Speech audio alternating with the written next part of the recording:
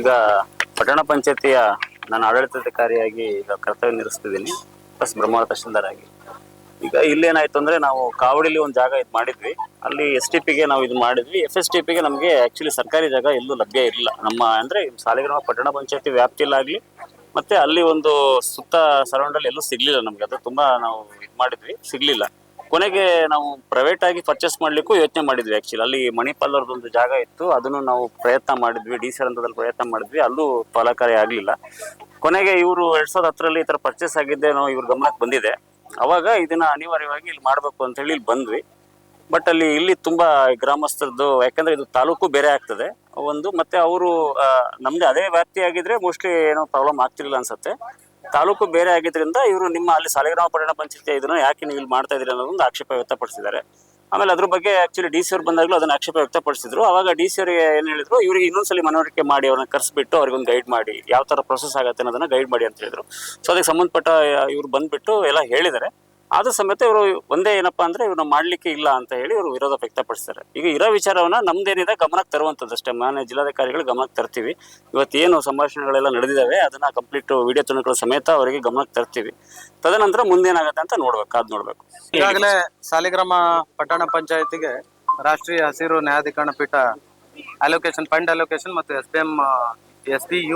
SBM urban 2.0ದಲ್ಲಿ ಏನೋ ಅನುದಾನ ಬಿಡುಗಡೆ ಆಗಿತ್ತು. ಅದಕ್ಕೆ ಸಂಬಂಧಪಟ್ಟಂಗೆ ಯೂಸ್ಡ್ ವಾಟರ್ ಮ್ಯಾನೇಜ್ಮೆಂಟ್ ಎರಡು ಕಾನ್ಸೆಪ್ಟ್ ಅಲ್ಲಿ STP ಮತ್ತು FSTPಗಳಿಗೆ ನಾವು ಜಾಗವನ್ನು ಕಾದಿರಿಸಿಕೊಂಡು ಜಾಗದಲ್ಲಿ ಉಳ್ತೂರಿನಲ್ಲಿರುವ ಸರ್ವೆ ನಂಬರ್ 219/2ರಲ್ಲಿ ನಾವು 2010ರಲ್ಲಿ ಪರ್ಚೇಸ್ ಮಾಡಿರುವಂತ ಲ್ಯಾಂಡ್ ಅಲ್ಲಿ ಘನತ್ಯಾಜ್ಯಕ್ಕೆ ಜನರ ತೀವ್ರ ವಿರೋಧ ಇತ್ತು. ಹಾಗಾಗಿ ಅದನ್ನ ಬದಲಾವಣೆ ಮಾಡಿಕೊಂಡು ಅದನ್ನ ಕೈ ಬಿಟ್ಟಿದ್ವಿ. ಈಗ ರಾಷ್ಟ್ರೀಯ ಹಸಿರು ನ್ಯಾಯಾಧಿಕರಣ ಪೀಠದ ಆದೇಶದಂತೆ ನಾವು ಈಗಾಗಲೇ SBM ಯೂಸ್ಡ್ ವಾಟರ್ ಮ್ಯಾನೇಜ್ಮೆಂಟ್ ಅನ್ನ ಪ್ರತಿಯೊಂದು ನಗರಗಳಲ್ಲಿ ನಗರ ಸ್ಥಳೀಯ ಸಂಸ್ಥೆಗಳು ವ್ಯವಸ್ಥಿತವಾಗಿ ಜಾರಿ ಮಾಡಬೇಕು ಅನ್ನುವಂಥ ಕಾನ್ಸೆಪ್ಟ್ ಅಲ್ಲಿ ನಾವು ಈ ದಿವಸ ಒಂದು ಸಾರ್ವಜನಿಕ ಸಭೆಯನ್ನ ಕರೆದು ಅವರ ಅಹವಾಲನ್ನ ಸ್ವೀಕಾರ ಮಾಡಿದಾಗ ಸಾರ್ವಜನಿಕರು ವಿರೋಧವನ್ನು ವ್ಯಕ್ತಪಡಿಸಿದ್ದಾರೆ.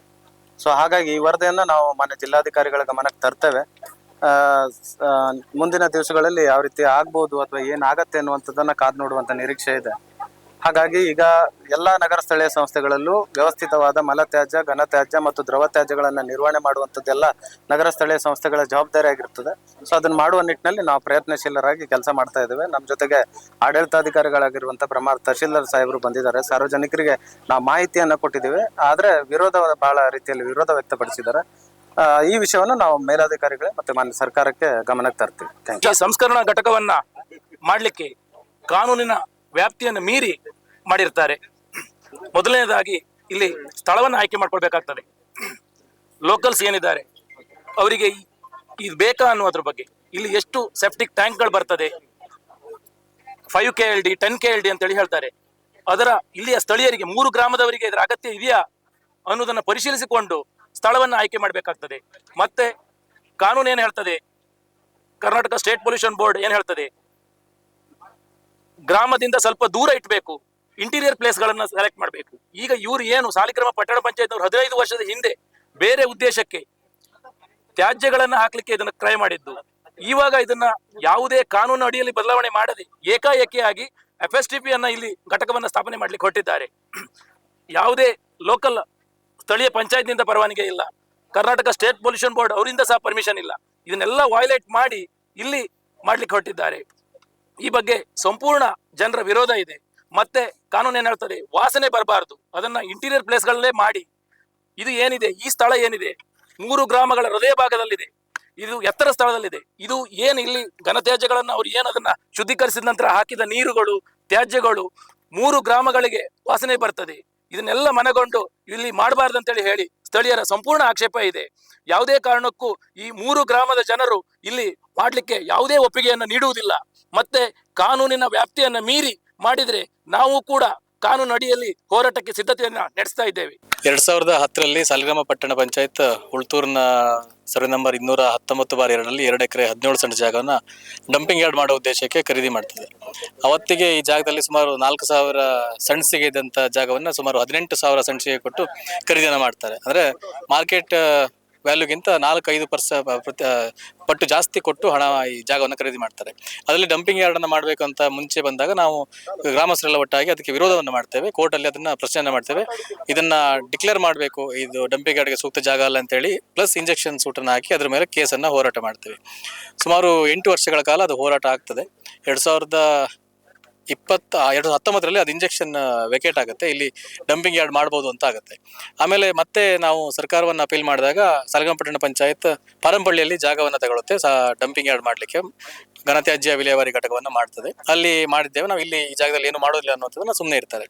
ಈಗ ಮತ್ತೆ ಅವರು FSTP ಹಸಿರು ನ್ಯಾಯಾಧೀಕರಣ ಪೀಠದಿಂದ ಏನು ಅನುದಾನ ಬಂದಿದೆ ಅದಕ್ಕೆ FSTP ಮಾಡಬೇಕು ಅಂತ ಹೊರಡ್ತಾರೆ. ಅದಕ್ಕಾಗಿ ಅವರು ಕಾವಡಿಯಲ್ಲಿ ಜಾಗವನ್ನು ತಗೊಳ್ತಾರೆ. ಕಾವಡಿ ಜಾಗ ಅಲ್ಲಿ ಪ್ರಾಬ್ಲಮ್ ಆದಾಗ, ಅದು ಗೋಮಾಳ ಜಾಗ ಅಂತೇಳಿ ಪ್ರಾಬ್ಲಮ್ ಆದಾಗ ಅವರಿಗೆ ಇರುವಂತ ಪ್ರೆಷರನ್ನು ತಡ್ಕೊಳ್ಳಿಕ್ಕೆ ಮತ್ತೆ ಉಳ್ತೂರಿಗೆ ಬಂದು ಇಲ್ಲಿ FSTP ಮಾಡ್ತೇವೆ ಅಂತ ಹೇಳ್ತಾರೆ. ಇಲ್ಲಿ ಜಾಗವನ್ನು ತಗೊಂಡಂತ ಮೂಲ ಉದ್ದೇಶ ಅದು ಡಂಪಿಂಗ್ ಯಾರ್ಡ್ ಮಾಡುವಂಥದ್ದು, ಘನತ್ಯಾಜ್ಯ ವಿಲೇವಾರಿ ಘಟಕವನ್ನು ಮಾಡಬೇಕು ಅಂತೇಳಿ.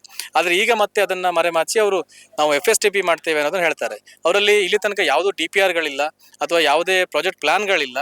ಸುಮ್ಮನೆ ಬಂದು ಇಲ್ಲಿ ನಾವು FSTP ಮಾಡ್ತೇವೆ ಅನ್ನೋದನ್ನ ಮೀಡಿಯಾದಲ್ಲಿ ಅಥವಾ ಜಿಲ್ಲಾಧಿಕಾರಿ ಬಂದರೆ ಅದನ್ನ ಅವ್ರ ಮುಖಾಂತರ ಅದನ್ನ ಹೇಳಿಸಿರ್ತಾರೆ ಅವರು.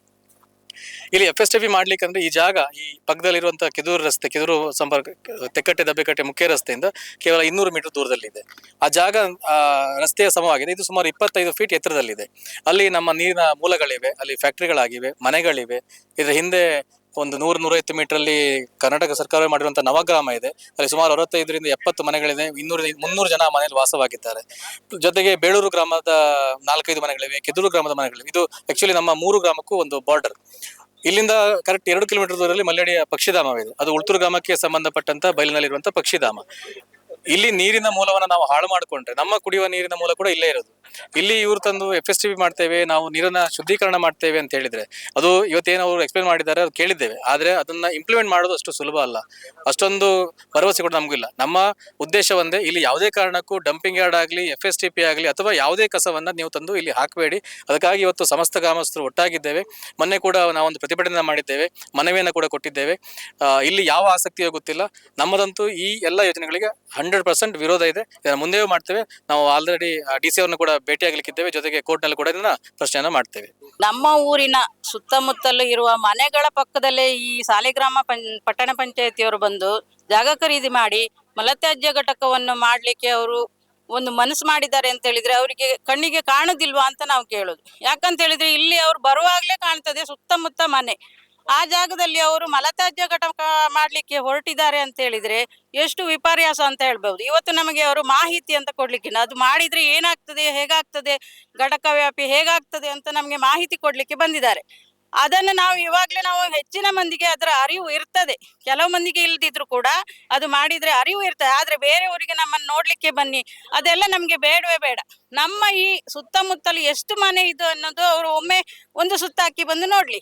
ಈ ಒಂದು ಅವರು ಜಾಗ ಖರೀದಿ ಮಾಡಿದಾರಲ್ಲ, ಆ ಜಾಗ ಖರೀದಿ ಮಾಡಿದ ಸುತ್ತಮುತ್ತ ಎಷ್ಟು ಮನೆ ಇದೆ, ಅದರಿಂದ ಏನು ವಾಸನೆ ಹೋಗುದಿಲ್ಲ ಅಂತ ಅವ್ರು ಹೇಳುವುದೇ ಬೇಡ. ನಾವು ಕಸದ ಬಗ್ಗೆ ಆಗ್ಲಿ ಕೊಳಚೆ ನೀರ್ ಬಗ್ಗೆ ವಾಸನೆ ಎಷ್ಟು ಬರ್ತದೆ ಅನ್ನೋದು ಯಾರಿಗೆ ಅವರು ವಿಸ್ತರಣೆ ಮಾಡಬೇಕಾಗಿಲ್ಲ. ಇದರಿಂದ ನಮ್ಮ ಆರೋಗ್ಯಕ್ಕೆ ಎಷ್ಟು ಹಾನಿ ಆಗ್ತದೆ ಅನ್ನೋದು ನಾವು ಹೇಳಲಿಕ್ಕೆ ಬರುವುದಿಲ್ಲ, ಆಗುವುದು ಇಲ್ಲ ಕೂಡ. ಅದಕ್ಕಾಗಿ ನಾವು ಈ ಮಲತ್ಯಾಜ್ಯ ಘಟಕವನ್ನು ನಮ್ಮ ಊರಲ್ಲಿ ಅವ್ರ ಊರಿಂದ ತಂದು ನಮ್ಮ ಊರಲ್ಲಿ ಮಾಡ್ಲಿಕ್ಕೆ ಯಾವುದೇ ಕಾರಣಕ್ಕೂ ನಾವು ಅವಕಾಶ ಕೊಡುವುದಿಲ್ಲ, ಬಿಡುವುದೇ ಇಲ್ಲ. ಎಲ್ಲಾ ಮಹಿಳೆಯರು ನಾವು ಇವತ್ತು ಸೇರಿ ಬಹಿಷ್ಕಾರ ಹಾಕಿದ್ದೇವೆ. ಇನ್ನು ಮುಂದೆ ಕೂಡ ಅದು ಅವರು ಮಾಡ್ಲಿಕ್ಕೆ ಹೊರಟಿದ್ದೆ ಅಂತಾದ್ರೆ ಯಾವ ರೀತಿಯಲ್ಲಾದ್ರೂ ಸರಿ ನಾವು ಹೋರಾಟವನ್ನು ಮಾಡಿಯೇ ಮಾಡ್ತೇವೆ, ಮಾಡಿಯೇ ತೀರ್ತೇವೆ. ನಾವಿಲ್ಲಿ ಮಾಡ್ಲಿಕ್ಕೆ ಅವಕಾಶ ಮಾಡಿ ಕೊಡುವುದಿಲ್ಲ.